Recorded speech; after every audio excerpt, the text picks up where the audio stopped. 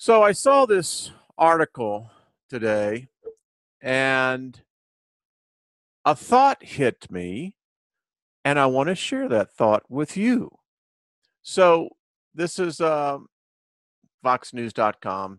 Tennessee woman gives birth to baby who was frozen as embryo for 24 years.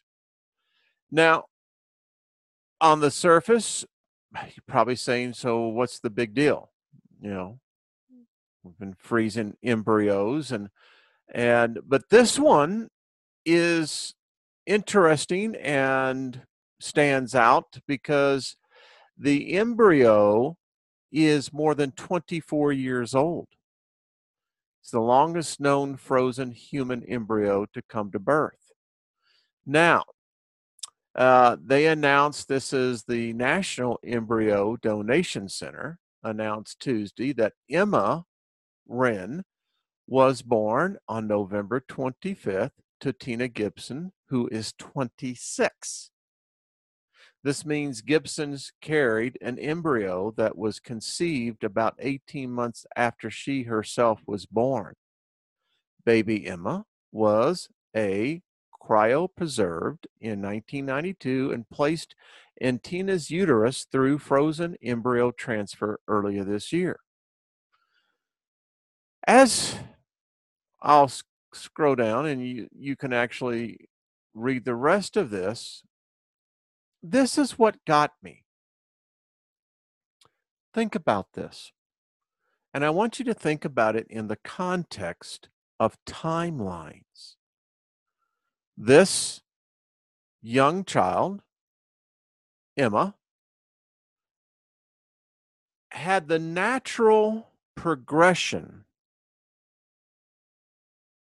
of nature, and I would say probably the progression of mankind. Emma should have been born a quarter of a century ago.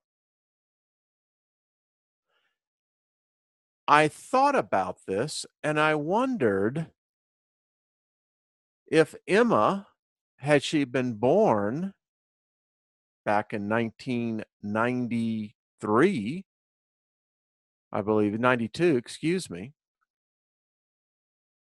what Emma would have been in that timeline, what I would call the natural timeline.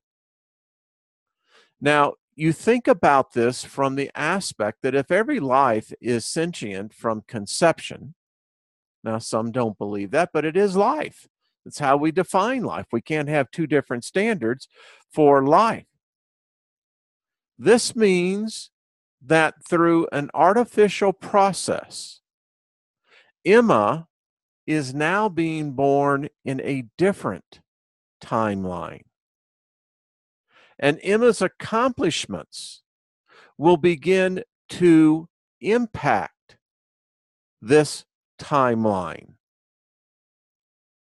Now, only one can speculate what Emma would have done had she been on the natural course born nearly 25 years ago. And they began to get me to thinking a lot more. Okay, how much more is there to this?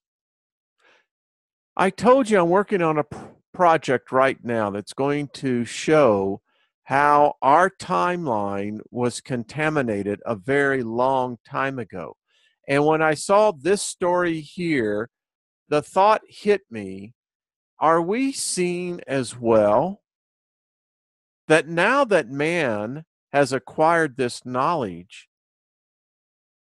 how we can now begin to alter the natural timeline itself? Let me know what your thoughts are. Is this, or could this be a form of time travel, time manipulation?